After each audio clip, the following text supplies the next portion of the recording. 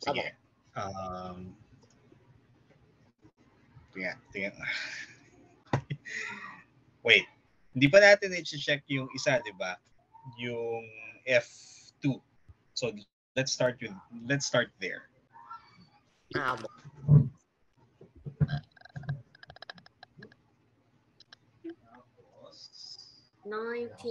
Nineteen. The view exercises.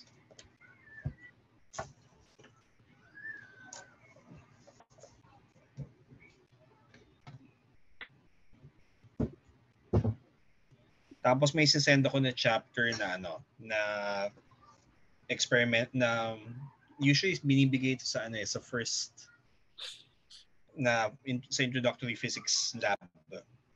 Kaya, tayo muna. Send ko na rin yung chapter. Tayo lang. Ang book ay kay David Baird. We'll start with chapter 2. Para gusto ko lang basahin mo. Abo.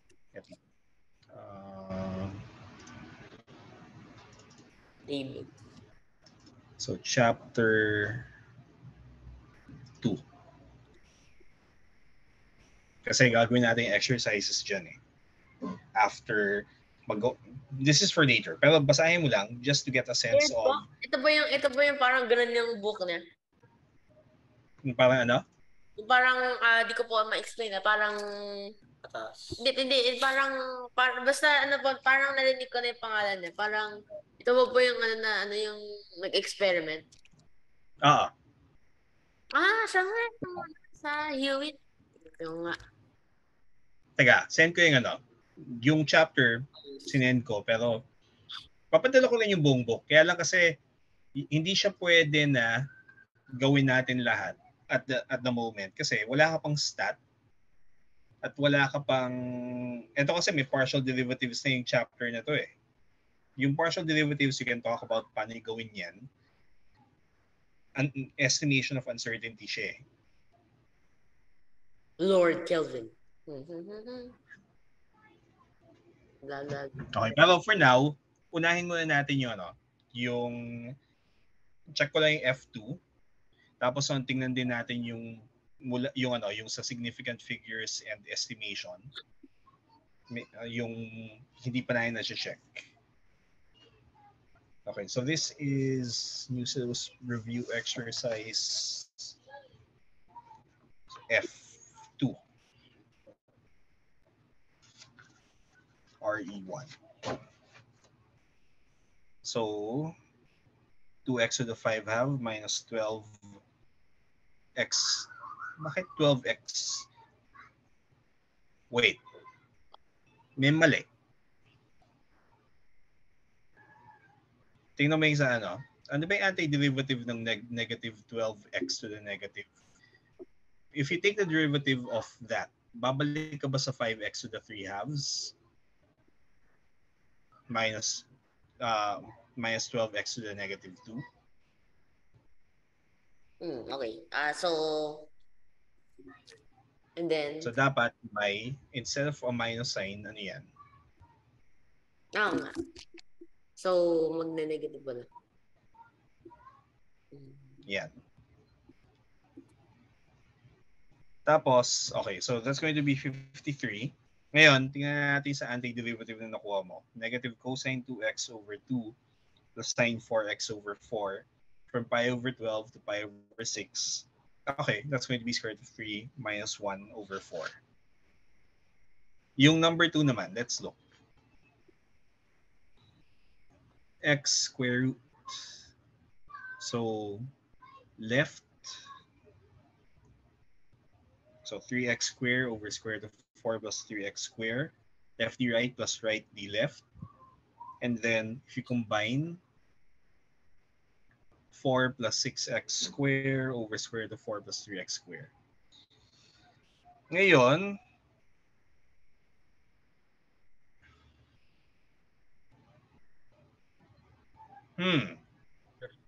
Wait. Yung number 2. Paki-substitute gamitin mo yung calculator mo. I-evaluate mo yan. Wow. Yung x squared to 4 plus 3x squared from 0 to 2. So that's 2 square root of 4 plus 3 times 4. Anong lalabas? Bro, nag-ano siya, nag-skip. Ayan. So number 2. So 4 square root of 4 plus 12.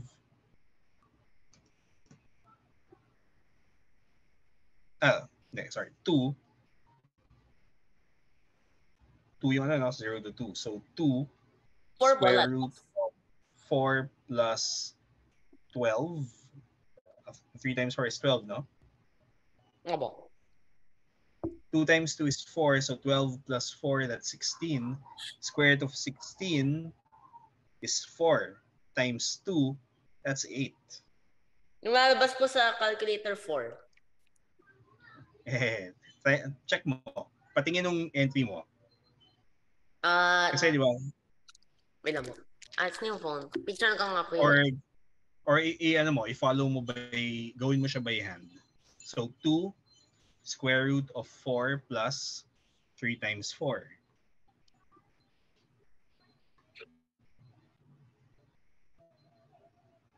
Ito po. Na-send na po sa messenger. Sige, check ko yung ano. Wala pa.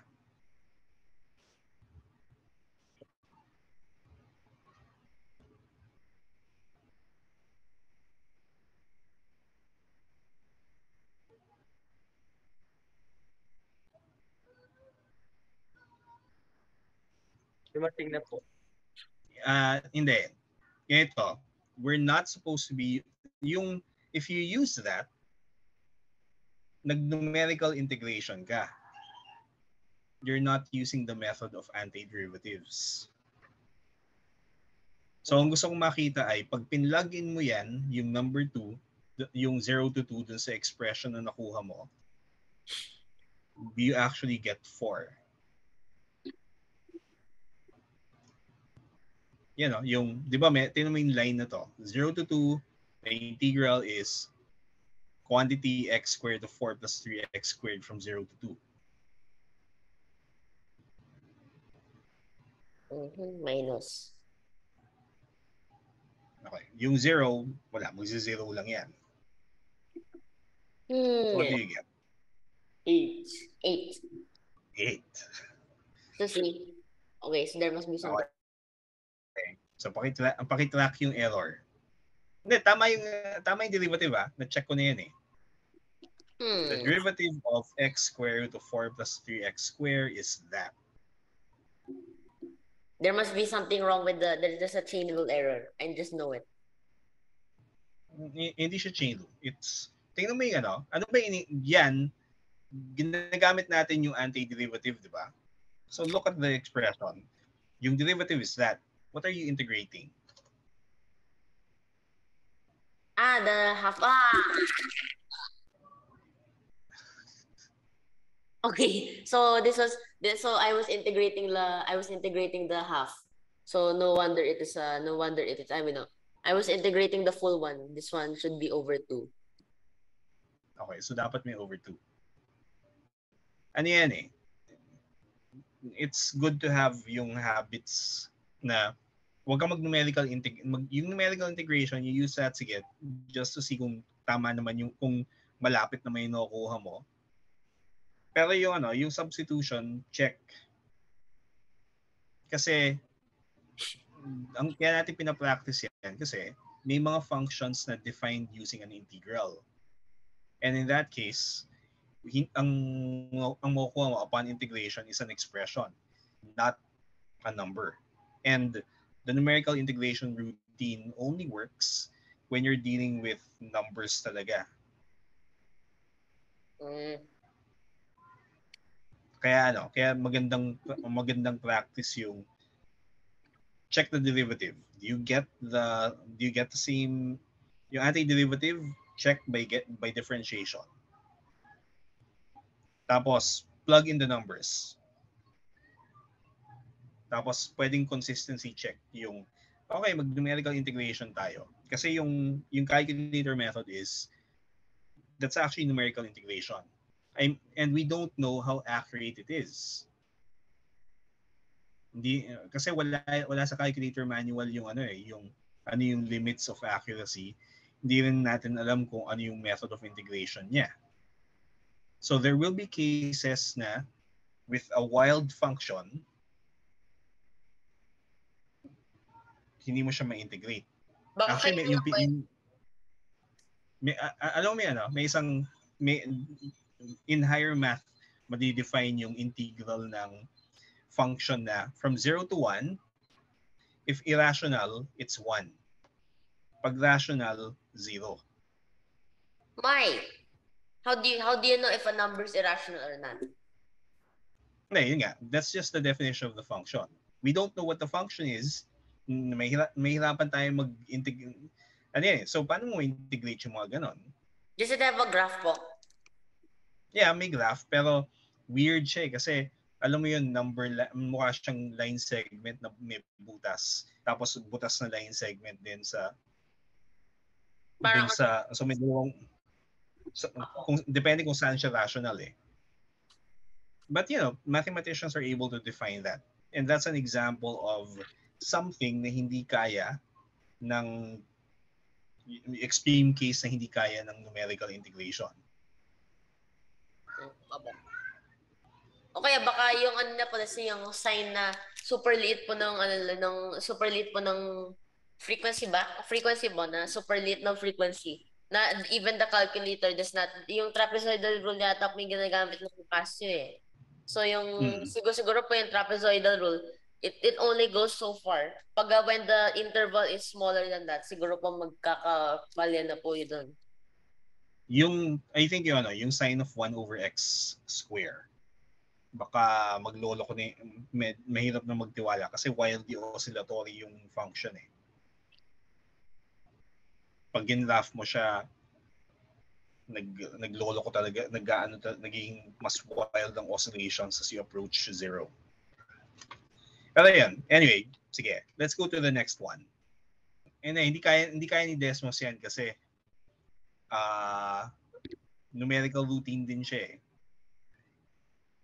Ganun mo? Crazy. Ito nga po yung paliit na paliit. Hindi na po kaya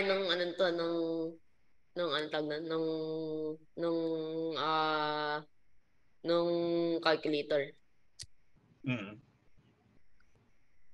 Although I think hindi rin yata siya ma-integrate exactly eh. But I don't know, maybe someone figured out how to do that. Okay, so punta tayo sa yung sa number 3. Nakita rin po pala, pag yung mga weird functions, yung Desmos, nag-form po siya ng fractal dito. May talaga eh. Yung study of hanggang kailan mo pagkakatiwalaan yung calculation, yung numerical calculation, it's a separate field. Sa physics, may dalawang separate subjects for that eh. Yung numerical methods namin. Okay, patingin na number 3. Number 3.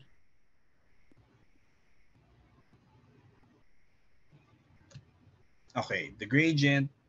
So, check lang natin yung B, and then yung second equation is 0 equals A minus 9 over 16B. Okay. Tapos yung solution niyan, B and A is 9, B 16. And yung constant may determined by getting the antiderivative, negative. Okay, pa-check nung part 2. Ano yung antiderivative ng 9 minus 16 over x squared? Pag yung derivative ng right-hand side, you get what's inside the integral.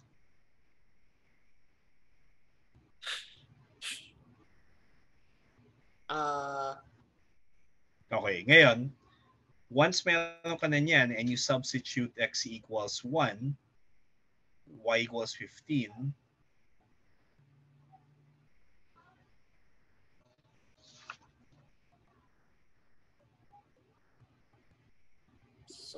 So.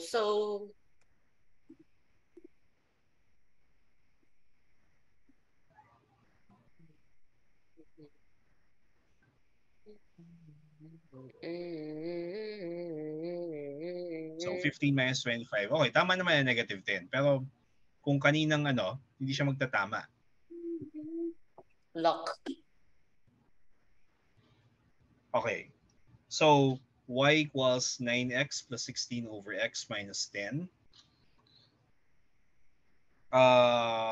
Na-check mo ba na, kasi ang ginamit na substitution dyan yung 115. Did you check na yung the other point is also on the curve? No po. I just rushing. Ayan. So dapat chinek din yun eh. Kasi paano kung hindi na gano'n? So okay pala all this time ito sa no solution problem. Hindi, pero tatama naman siya. Pag sinubstitute mo nga yung 4 over 3 at saka 14. Nakatakot po kasi itong 4 over 3 eh. Ano yan? Ang gawin mo dyan, calcu. At least just to check kung lumalabas na ano. Hindi naman bawal gumamit ng scientific calculator sa O-levels eh. Ba't po siya bawal? Hindi siya bawal. Hindi siya bawal. Required kayang may calculator. Actually, pagtingnan mo yung e-math books, yung mga kasabay ng additional math, meron talaga sa may standard calculator sila na pinapagamit. Yung baby brother ng FX991EX. No po. Kasi ano yun eh, yung ginagamit nila na model, bawas yung functions. Pero may similarity. Okay, now let's look at number 4. So the gradient of a curve, so dy dx is 2x minus 5. So pag in-integrate, y equals x squared minus 5x plus c. And then passes through 2, negative 2. So negative 2, c equals 4. So y equals, ngayon, pag in-integrate, yung area is going to be between 1 and 4, no? Ayan. And so you get 4.5. Okay, may isa lang akong papakita na method for doing this. Na yung, di ba may dito, naghahanap ng arbitrary constant. There's also another way. If you're given a point, how do you get the antiderivative na hindi ka na naghahanap ng y equals c? Okay, so share ko lang yung scratch ko. Teka.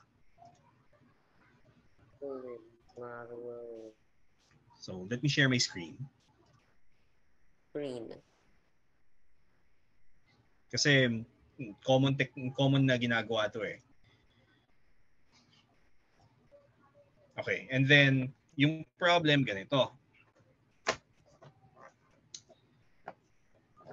Naglalakbay na naman yung stylus. Teka.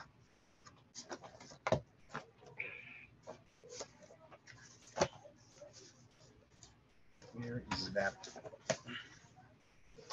Ayun. Dapat po meron.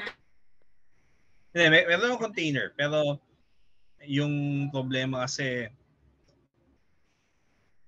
teka, buksan natin. Tapos copyhin ko lang yung ito. So yung problem, di ba, number 4.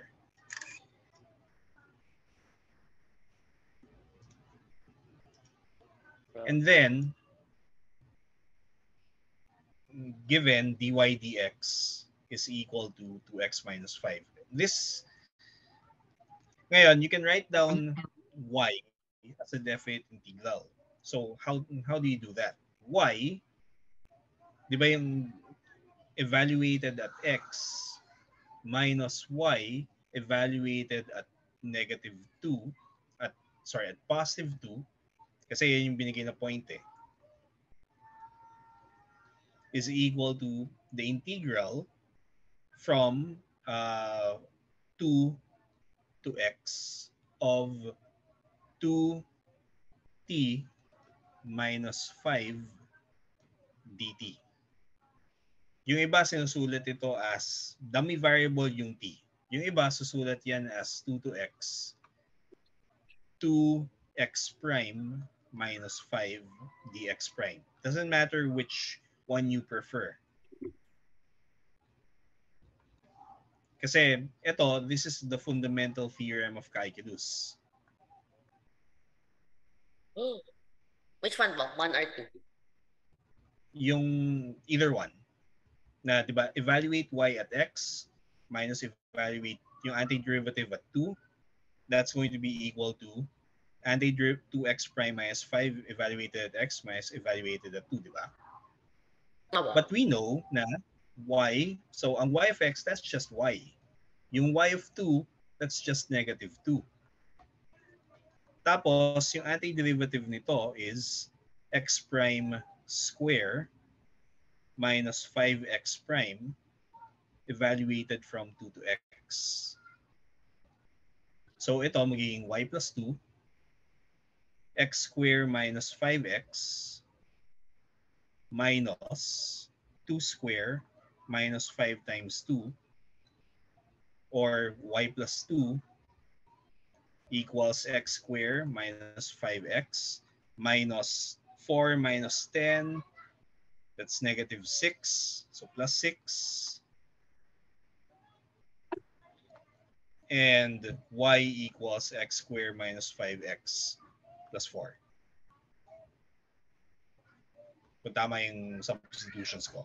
Tama naman, no? 2 times 2 is 4 minus 10, that's negative 6, so plus 6. So ito na yung function. We don't actually have to get an equation for C.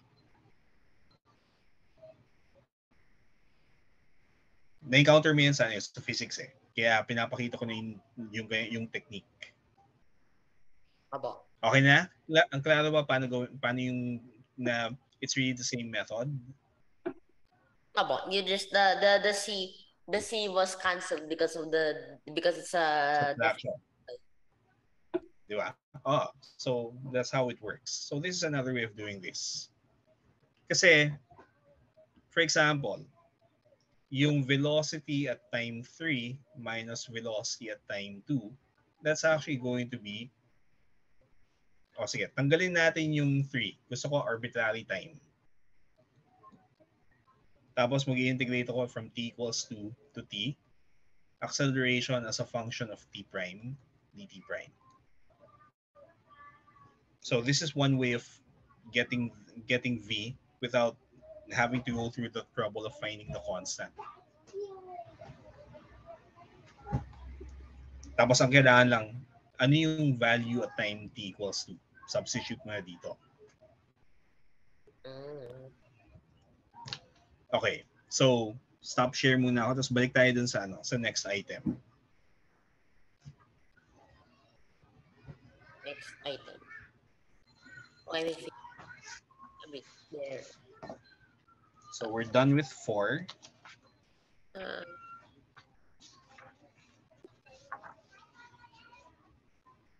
So 5.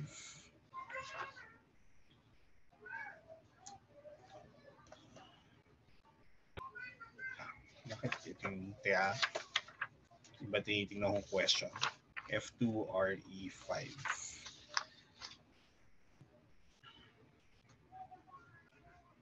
So V is 40 cube, A is 12t square. When t equals 3.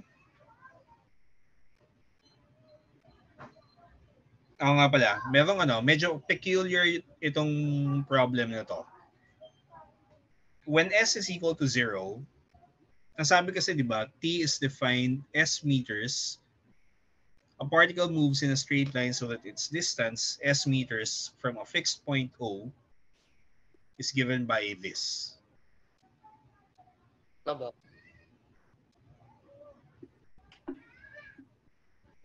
So, at t equals 0, ano yung, nasaan yung object? 0. Ay, at O. Anong position yung, At O po. sige nga, hindi, substitute mo.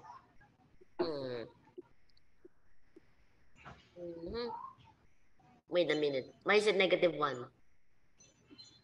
Diba? This is question. Wait. So if Okay. it's -1, then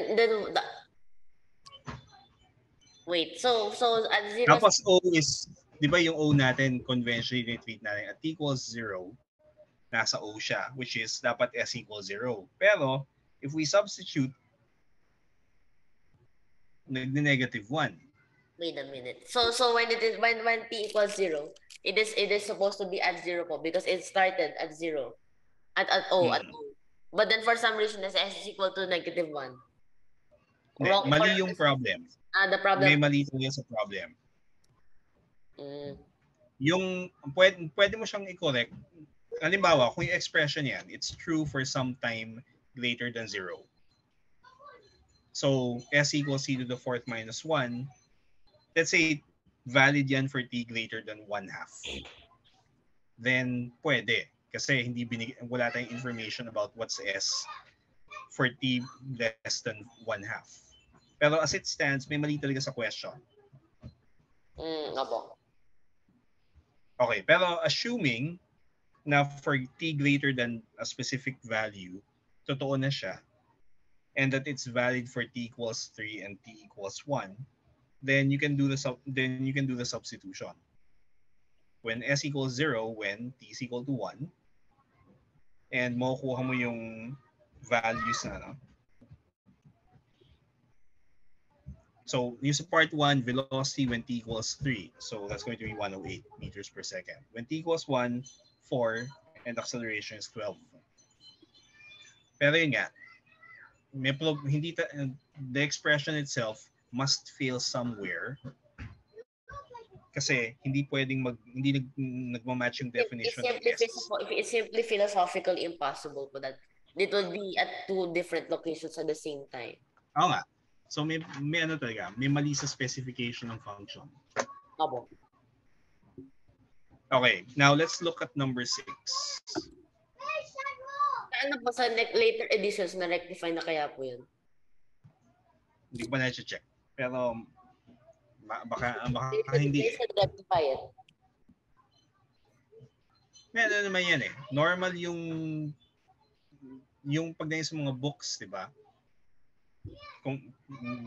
I think errors are inevitable. Okay. Kaya that's actually why you need to be critical when reading a book. Kasi, di ba, sino ba yung nagsusulat ng book? Tao din. What if in the near future AI will write the book and it's completely correct?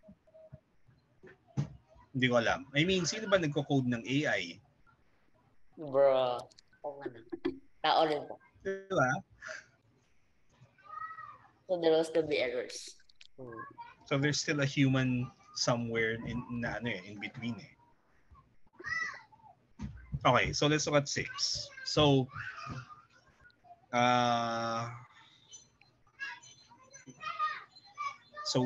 t between 0 and 5, okay.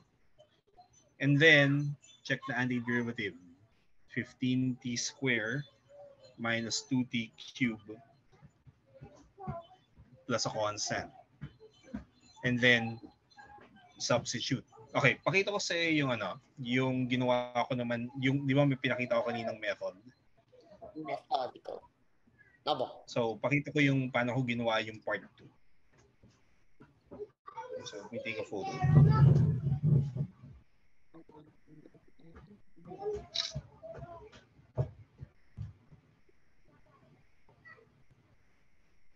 Lumabas na ba po yung parang alert na 10 minutes?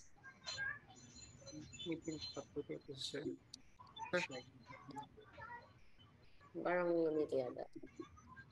What happened? Where am I? What is this place? Teka, check ko rin. May 9 minutes pa naman tayo eh. Bago mag-start ng session. Ngayon, tingnan mo yung sa part 2. Part 2. So, pareho pa naman tayo yung sa part 1 eh, effectively. Yung sa part 2, so diniretso ko na s minus 0 equals 0 to t, 30t prime minus 6t prime squared dt prime. And then, yan, automatic na siya. Okay. Aba.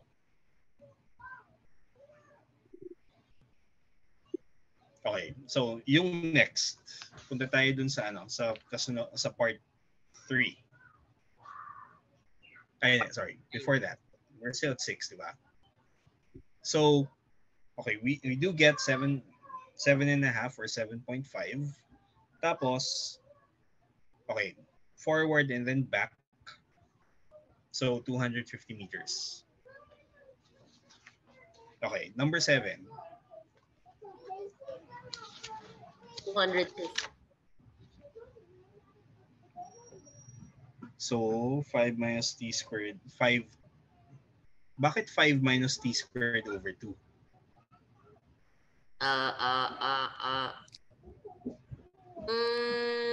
5T. Okay, so 5t. Tapos, okay, tama naman. V is 5t minus t squared over 2. What? Tapos, Why did I rectify it later? okay, so 5t minus t squared over 2 and then antiderivative.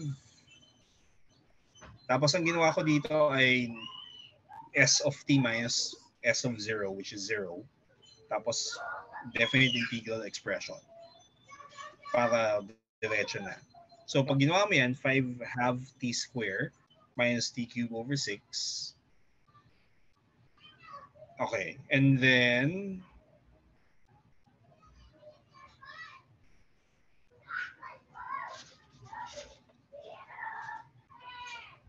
so first question is find the distance the particle moves before coming to rest. Okay, so t equals 10, which means 83 and 1/3. Tapos t equals 15. So, ang hinahanap ay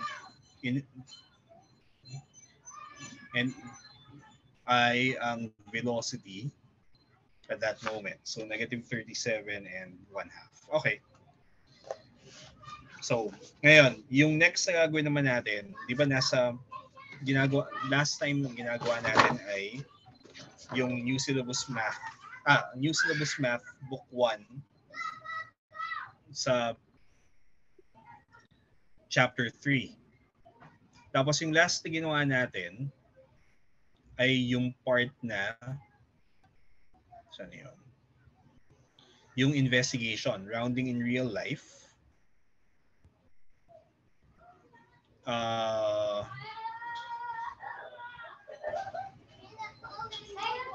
Yung rounding and truncation errors. So let's now look at the exercises sa 3B.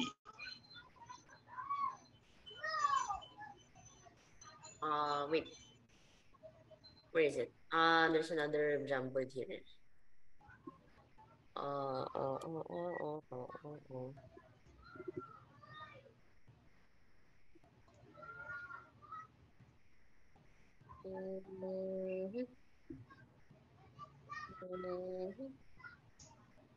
Where could it be? Yung ano po yung sa chapter 3 nung isa.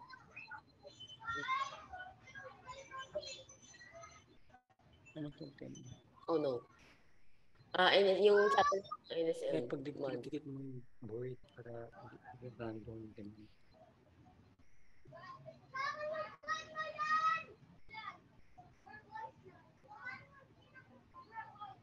Bits yun.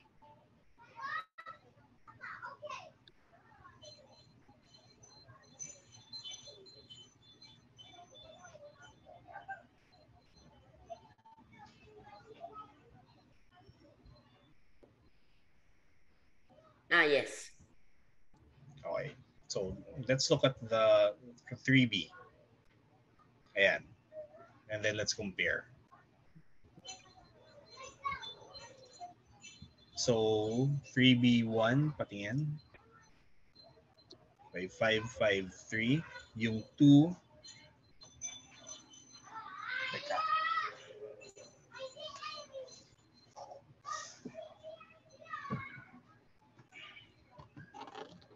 Okay, so okay na yan. Teka, tingnan ko yung number 2.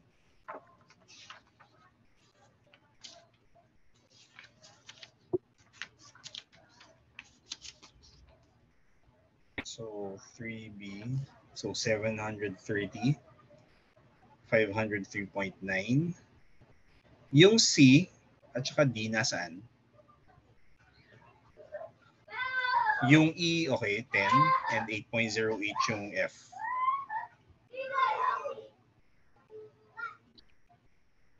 So, 3019, okay. Tapos, parehong 6,400 yung sa D. O, sige. Let's look at number 3.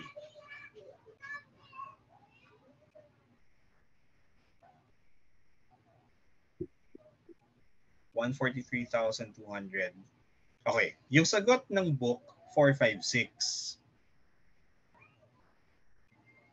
Nga ba? Pero may addition, may ano yun eh, may isa pang sagot na hindi na consider ng book. Oh no. Oh no. Okay. Sige. Let's say sinabi natin na 6 significant figures yan. What does that mean? Ano yung largest possible value? Ano yung smallest possible value? 143,200 143,200.5 yung largest, less than it. Tapos yung smallest 200.5. I know, Teka, 199. pwede pa yung sulat dyan sa taas?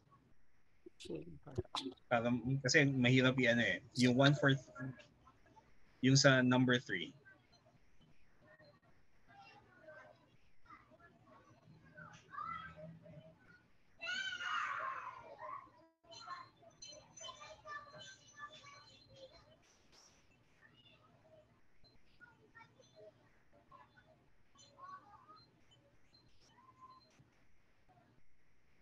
Okay, so it's between those two numbers.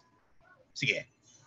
So yan yung, pag sa 6 sig fig, yan yung uncertainty in the actual number, di ba? Ngayon, hindi ko muna sasagutin yung anong possible na, yung anong other answer here na hindi nasabi. Ang question ngayon ganito, ilan ang tao sa bahay ninyo ngayon? 3.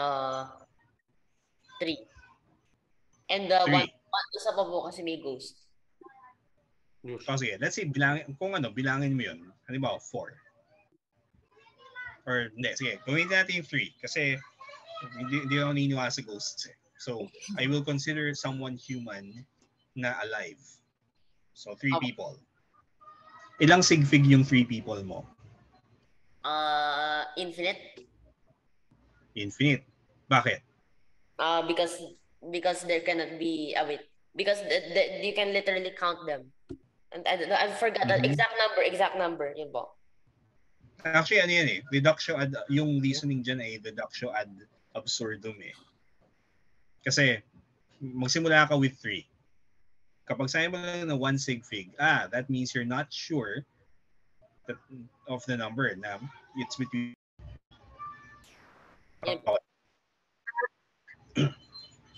So, kapag 3, at saka 1 sig fig lang, you're not sure about the number. It's between 3.5 and 2.5.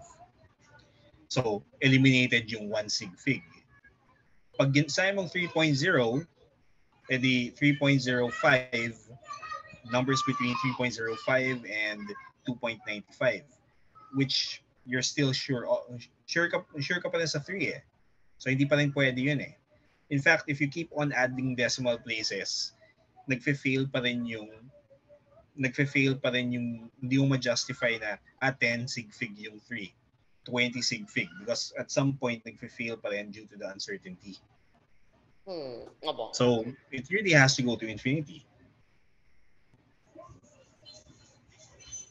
So, dito sa number 3, ganun din. Pwede siyang infinite number. They forgot po the possibility that it can be an exact number. Yeah. So, dapat may isa pa. Okay. Now, let's look at number 4.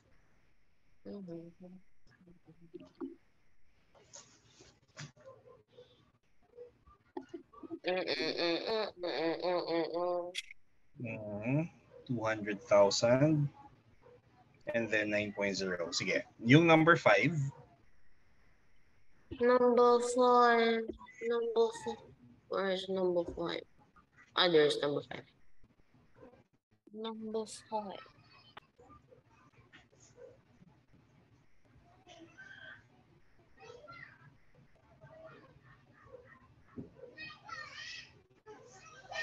Okay, where's the solution then?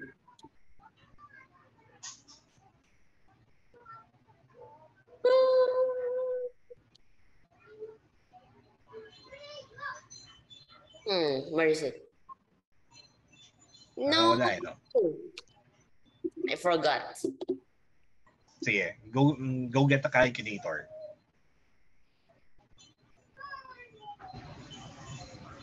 Each week costs 30 cents. Okay.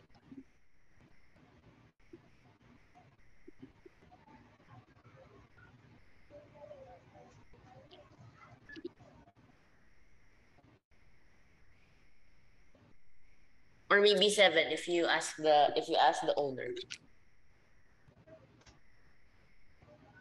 So, pero ano yan eh, yung reasonable answer talaga dyan is, di ba if you divide, may 6 point something, pero wala, hindi ko makabili ng fraction of a sweet eh. Why not po? Kung let's say yung ano po yung Mentos, sabihin na po sa owner, can I have exactly 2/3 of the number of Mentos? Okay. Wala, they think they will refuse. No.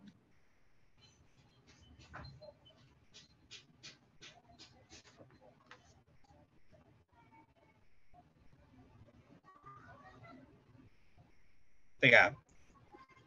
Sige, number 6.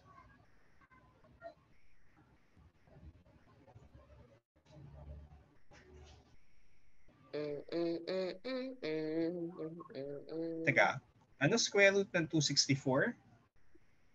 Square root of 264. Oopsies. Okay. So somehow nag something yung calculator. Hindi pa pala natin na palitan yung battery mo doon. Bili kayo sa Shopee or sa Lazada. Nakabili na po. Madali mong hanapin yun eh. Yung LR44, no? Mura lang yun. I think less than 50 pesos. Yes, sir. Nakabili na actually kami. May extra pa nga po na dun sa store na binilhan namin itong calculator. Kaya meron ba kayong meron ba kayong precision screwdriver? Yung maliit po na hinahanap na namin po yung maliit na. Meron tayo. Meron. Alam ko. Ayun. Meron. Palitan. Kuha ka lang kunin mo lang yung screwdriver, tapos sa likod, may isang panel na pag binuksan mo, nandun yung battery. Apo. Ito po yung, ito po yung parang rectangular. Yeah. Nandyan yung battery. Apo. So, tanggalin nyo lang yung battery. Make sure na tama yung orientation. So, Nakasulot naman po yung orientation. Yeah, pero pag nagmamadali kasi, di ba? RIP. Okay. Ba't kaya po the calculator is no longer working? Teka, ilan taon na ba yung calcu mo uli? Mga 4 years po. Lagpas na sa recommended changing time.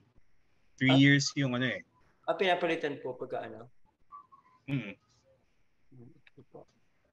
Crazy. Okay, so 65.0. Sa Amazon, pero hindi sabi nung kaibigan ko po papadala kasabay ng balikbayan box ng pinadala ng Pasko. I don't know kung dumating na.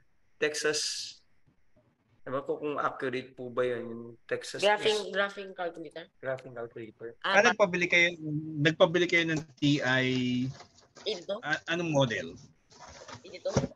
Ko alam po kasi dati yung mami niya before used to work sa isang ano po nun Amazon, nagbebenta, kaya pagka may mga discounts bumibili. Kasi yung recommended kong graphing calculator, yung TI-84 Plus.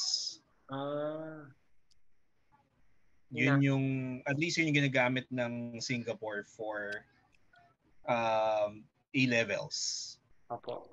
Nag-ano na po sila, parang sinemento na po yung pangalan nila. Pag calculator, Casio. Pag graphing calculator, scientific calculator, Casio. Pag naman, graphing, Texas Instruments. And then, yung graphing kasi may monopoly eh.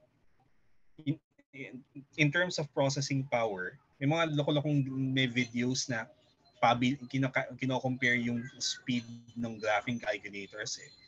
Hands down, talo yung TI-84. Mas maganda yung sa Casio at saka sa HP. Ganun po. So bakit Texas Instruments pa rin yung gamit?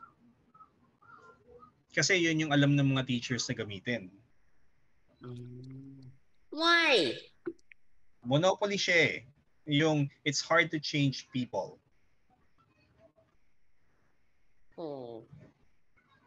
RIP. Then dapat gawin po ng Casio at HP. Murahan po nila yung calculators nila para sila yung... Hindi, mas mura naman talaga sila ngayon eh. I think you can get yung Casios for nearly half of the price of a TI-84.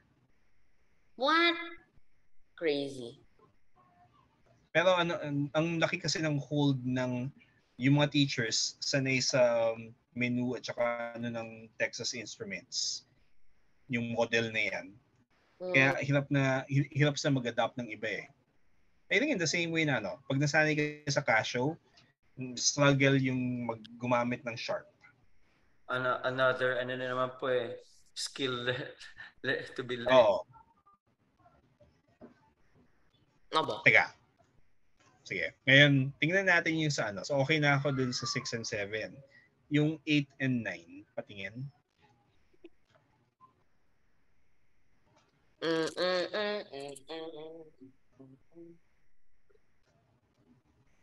Teka. Ano square root ng 21,609? So,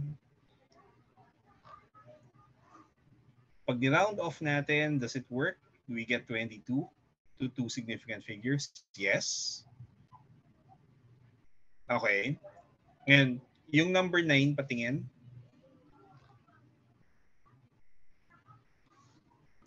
So, 21,249. Tapos, smallest possible. Teka. Tingnan mo yung smallest possible. Kung ang number ay 21,153, consistent pa rin ba? 50. Bakit 56? So ano dapat yan? 50. 50. 50. What? Ba't ko pa nilagay 6? Crazy. Okay. Ngayon, okay. Ito, yung number 12, yung without using a calculator, number 12, number 10. Ganito mo siya gawin. I-plug in mo yan i-plug in mo siya diretso sa calculator, yung part 2. I-plug in mo lahat yan into your calculator.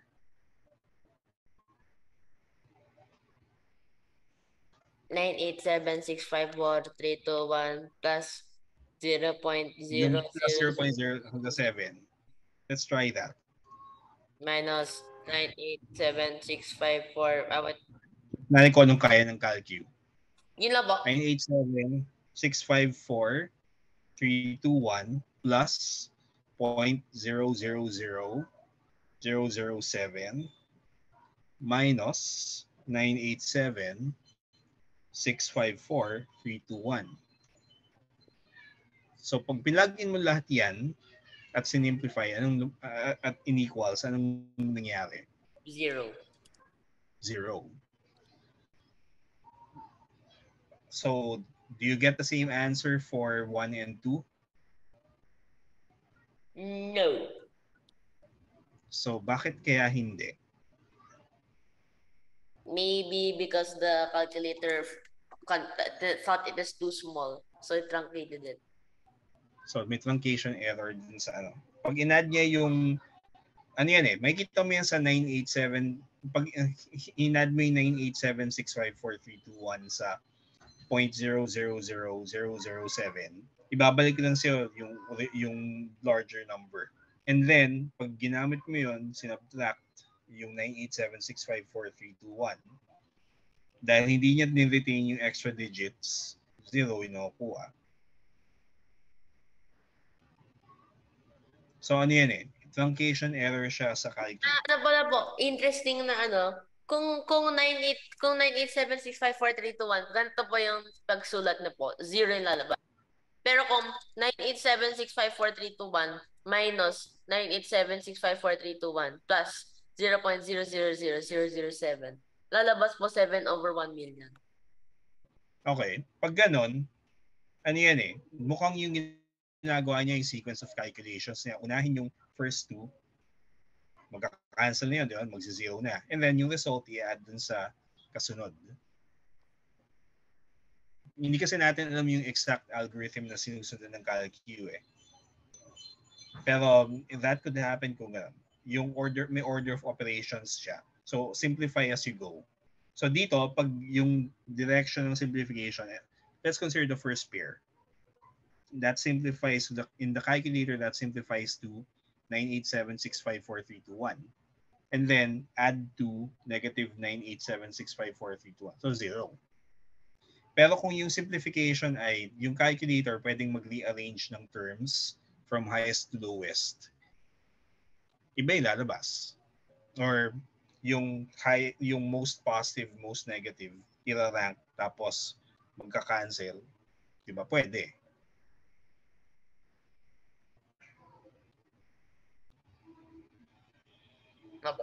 So may truncation error talaga. Yan yung those are the things na you have to watch out for kapag nagso-solve ng problems numerically.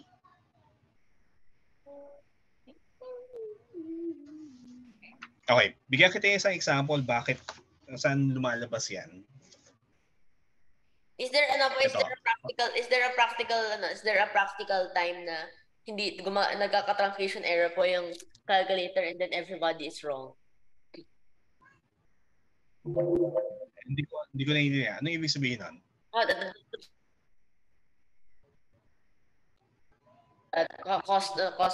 Wreak havoc on the people. Parang the people thought the calculator was correct. So nagkamali po. I think naka-catch naman yata so far.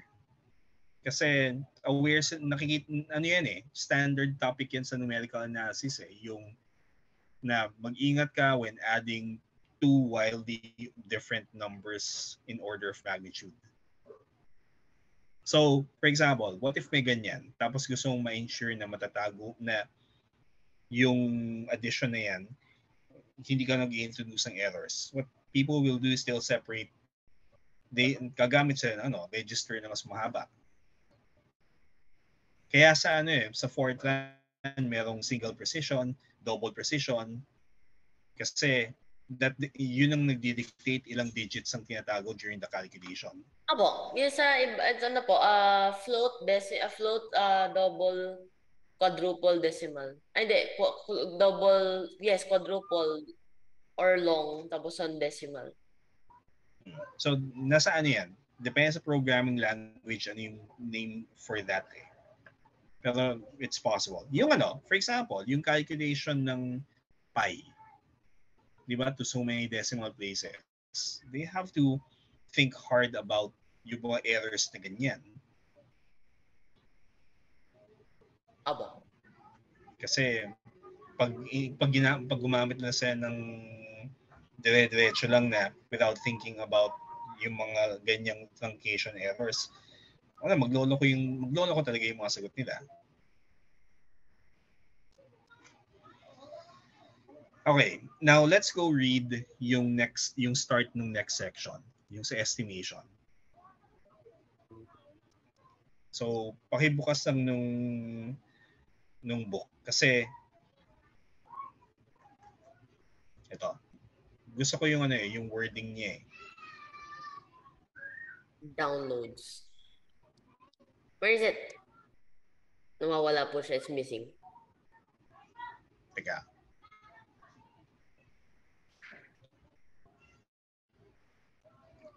At least yung introduction niya dito, it's worth reading din eh.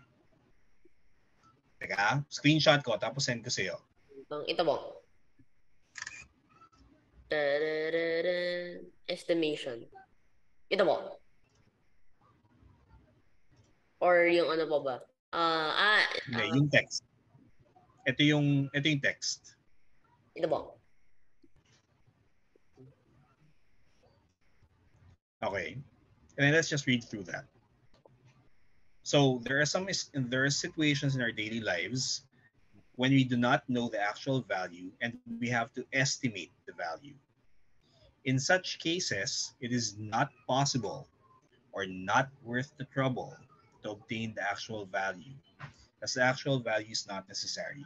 For example, the projected world population in 2050 is estimated to be between 7.5 and 10.5 billion. Di ba po We don't actually need them. Ano yan? Nag-8 billion nata po recently. Oo. Pero di ba estimate din yun eh.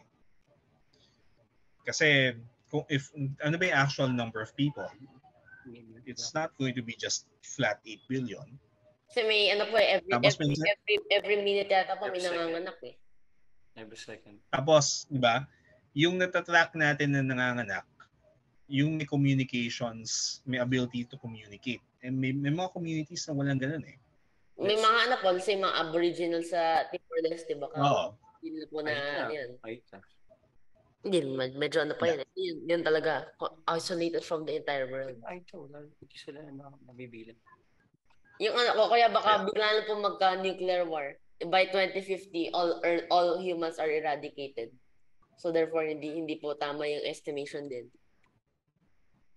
Anyway, sige. Let's read through that part. So estimation is a special case of approximation when we do not know the actual value. In the previous sections, we know the actual value, but we approximate it for various reasons. And the approximated value should be very close to the actual value. That is, for example, yung square root of 131 is approximately 11.4. In this section, we will examine some situations in real-world contexts which require estimation and discuss some methods for estimating to a sufficient degree of accuracy.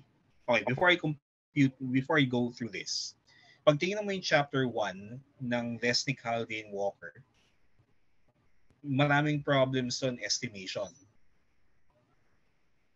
For example, may classic problem yung may classic problem. May spy novel. Yung situation ay yung payment gusto daw suitcase na ang laman $1 billion worth of gold. Tanong, is that possible? It would be too heavy. It would be too heavy. It would be too heavy. You can make estimates eh na is it possible? Tapos ano ba yung density ng gold? Well, around siguro 10 times yung density of water. And then ano yung price of gold? You can make guesses about that. And then yun, meron kang at least reasonable range ng possible values ng weight ng $1 billion of gold. Gawin yung trick po dyan, gawin na po $1,000 of gold na sa taas ng mga ingots. Tapos sa baba, fake. Or ano pa ba yung mga class? Ang tawag kasi dyan sa mga problems of estimation, Fermi problems. So, one example is, yung isang classic Fermi problem din ay, for example, sa Pilipinas, ilang piano tuners kaya meron? Ilang piano tuners? What a weird question. Yeah. Um, Siyempre, ang ano niya without looking at directories or anything, just using your brain and reasonable guesses, ano kaya yung number? 10 million? Hindi. Yung Hindi. tao. Tao po? Tao? Or yung ano? Or Yung mag-tune ng piano. Tao yan. Tao. So, ilan kaya yung occupation na sila nag-tune ng pianos? Kasi, di ba, if you use a piano, after a while, nawawala sa tono yan. Mga So, kailangan may mag-tune yan. 20 to 50,000. Hindi. Baka Hindi ko less. muna sasagutin yan. Yung baka yung ano kasi po Hindi, yun. ano yan eh. Yung ano po, wisdom of the crowd eh. Kung tinanong niyo po many people, usually the answer is reasonable, very close to the actual answer. So dapat tanungin niyo po lahat ng tao around you, tapos i-average niyo po yung estimate nila. Hindi. Kasi what if minsan kasi what if yung average answer is bad? Kasi di ba hindi man equally distributed yung knowledge din eh. Pero usually nga po, may wisdom of the crowd, usually. Oo. That works for some domains, it works. Pero for some, alam ko it doesn't din eh. Example, tanungin mo ng ano yung mass nung ganitong particle. Medyo malabo na alam ng crowd yon. Yes. Nga ba? Anyway, kaya. So, yung yung point lang naman ng dito, yung if you read the text, sometimes we may key in the wrong. So dito, yung first part, estimations of computations. So, how can you tell kung obviously wrong or reasonable yung answer? So may binibigay na example yung book. So gusto ko na i-work na so maganda na i-work out mo to. Tapos titingnan ko yung mga solutions mo dito this coming Sunday. So at least yung first half. Yung second half, eto naman. Gusto kong simulan mo yung chapter on yung sa limits. So we'll be using TC7. Limits. So ko na yung for math. So TC7, kasi ito yung may book ka, di ba? Aba.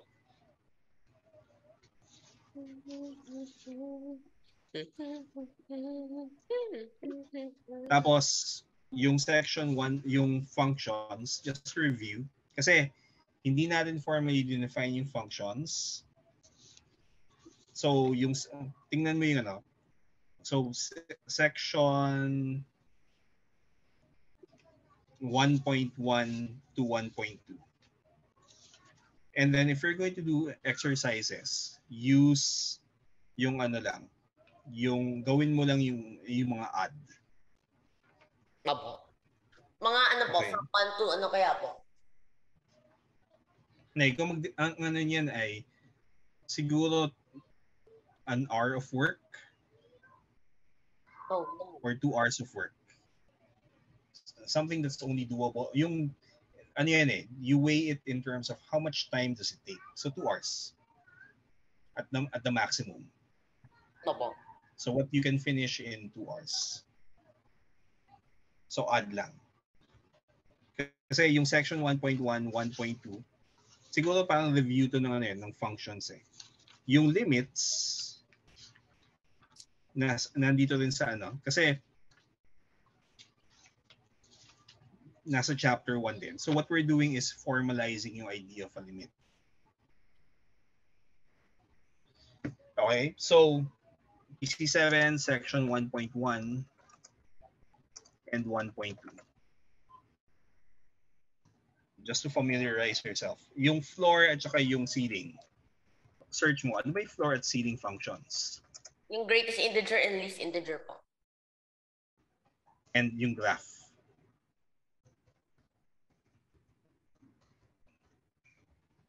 Graph. Di ba po yung graph para Yung, function? for example, paano kung floor of a function na quadratic? Paano kung ceiling of a quadratic function? Ano kaya itsura ng graph nun? Interesting question. Okay? So, yun yung ano. So, graphs of floor and ceiling quadratic functions. Yung of linear and quadratic functions. Yan yung typical na ano eh, na tinatanong eh. Opo. Okay? So investigate that and then tell me kung ano yung results mo this coming Sunday. Right? So we'll stop here. I'll see you again on Sunday. Bye-bye. Bye-bye po. Bye-bye po. Thank you po. Thank you po. See you po. Bye-bye po. Bye-bye.